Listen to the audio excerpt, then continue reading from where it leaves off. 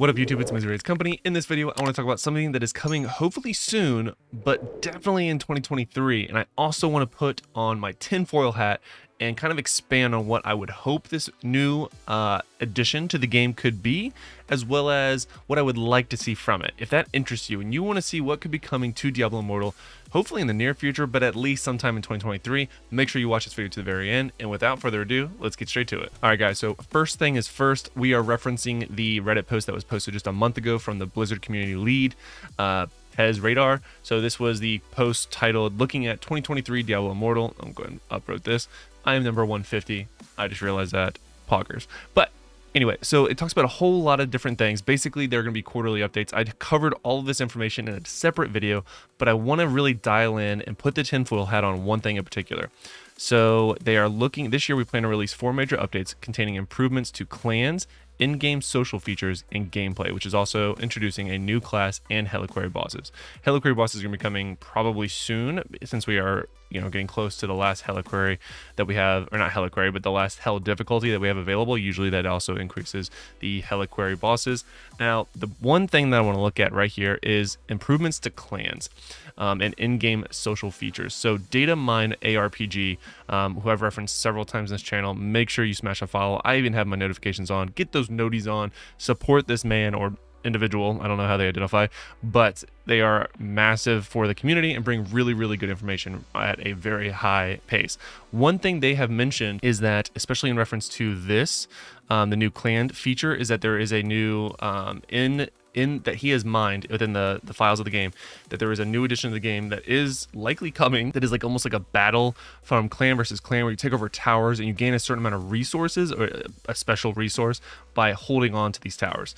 We covered this also previously, so make sure you subscribe to the channel so you get all this information when it's hot and fresh out the kitchen. Also smash a like button if you know that reference, because some of you might be too young for that. But in this, I do want to talk about a little bit more about that. So my hope, and I don't think it would happen, but I'm going to go ahead and just put this into the universe, is that this new clan improvement, this PvP style open world, we don't know if it's open world, I'm going to go ahead and hope that it is open world, where there's a sort of like tower defense game within Diablo Immortal, where you take over towers, you defend them from other people, and you gain references as the longer you hold them. My hope is that this is, like I said literally moments ago, this is open world. Imagine a world where you have to fight over these towers whenever. They're always open. So at any point, you have to be defending them. So you have like shifts, or, and then that could pull away from like, how much people go into the game. Maybe there's like a, maybe there's an active defense there at all times. Not necessarily active players, but a PvE element that defends the tower for you, so that way you don't have to actively be defending it at all times. That would probably be more ideal than just overall PvP. But then you could at any point activate yourself or your clanmates to be in the PvP battle. I think this would be phenomenal for the game, as well as imagine it just gives you a currency or maybe even upgrade material, because right now it is so hard to catch up when it comes to upgrade material.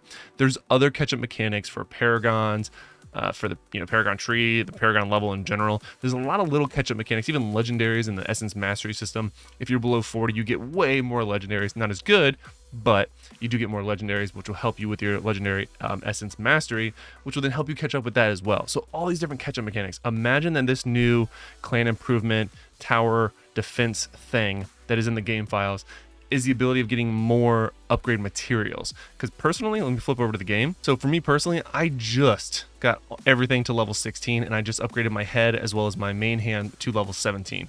Now, if you don't know, little 5 head, and for most of you probably know this already because you've been playing the game for a while, you want to upgrade your head, your main hand, then your offhand. So the reason being is that you're actually going to be upgrading your main stat. So as a wizard, my main stat is intelligence. So I want to be upgrading that stat as much as I can. So again, the head, the main hand, and the offhand upgrade intelligence, while everything else upgrades other stats.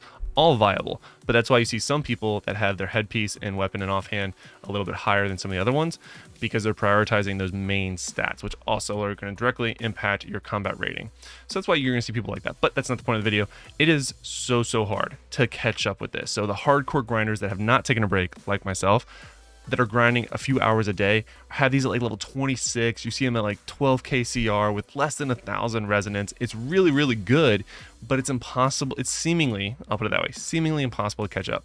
What if this new game mode, this little tower defense mechanism thing that has been found in the game files, is actually a way of also catching up? So it gives you PvP, it gives you just passive mobile game style resources for holding it. And then at any point you get a little notification that it's being attacked.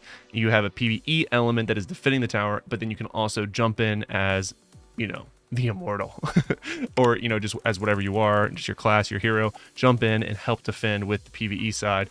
I think this would be a really dynamic part of the game, keeping people on their toes, choosing, well, do I have some extra free time where I want to jump in and be part of this defense of this tower, or trying to, like, you know, okay, I know that this clan is holding these 3 towers, this cluster of towers, and I want to take them over, but I know that they're a lot stronger than us in terms of their resonance.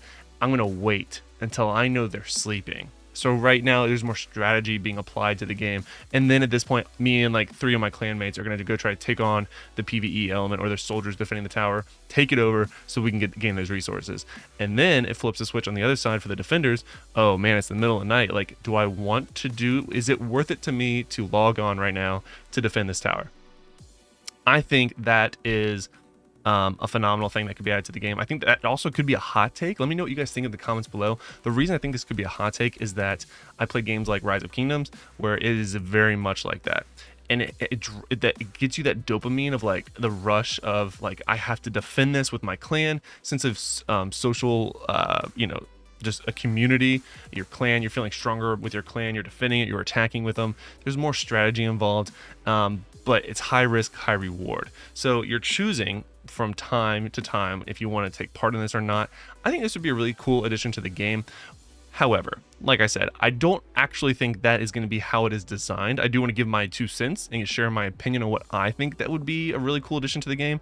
What I think is going to end up happening is that we are going to end up in a world where this PvP tower thing for clans is likely, and while I'm finishing this conversation, I'm going to go and do my my dailies to be just hyper efficient in Diablo Immortal. So I think we're going to end up living in a world where this PvP tower defense sort of thing is actually going to be like a time gated thing where, you know, it's only active at a certain time.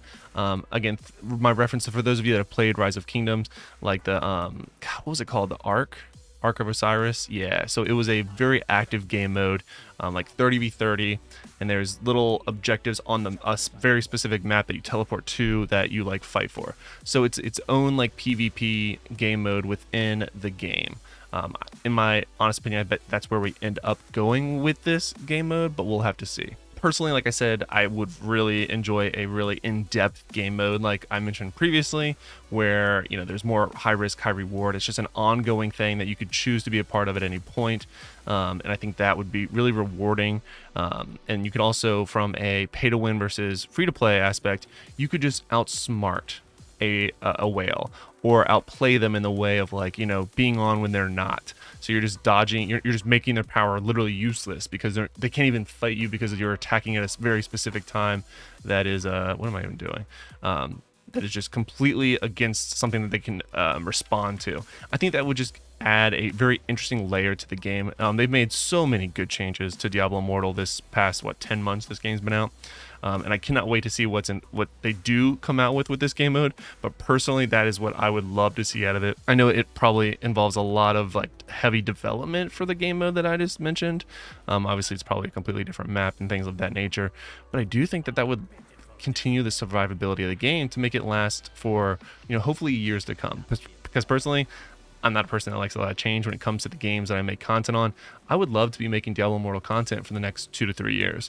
I think that would be incredibly advantageous. I don't want to have to, you know, go to a completely different game in a year because, you know, Diablo Immortal isn't the same big hit that it was when it first came out. I would love to be making content for this game for the long term. Let me know what you guys think in the comments below. This is sort of my tinfoil hat video, if you will. Very interested to see what your feedback is. Do you like these types of videos where I go kind of in depth on what I think something could be that's coming to the game based off what information we do have? Do you like more factual videos? Let me know. I really want to get a good pulse of what you guys want to see on this channel. Like I said, I'm not going anywhere. Even after D4 comes out, I'm Diablo Immortal for life. But let me know what you guys think in the comments below. Until next time, guys, lock it in.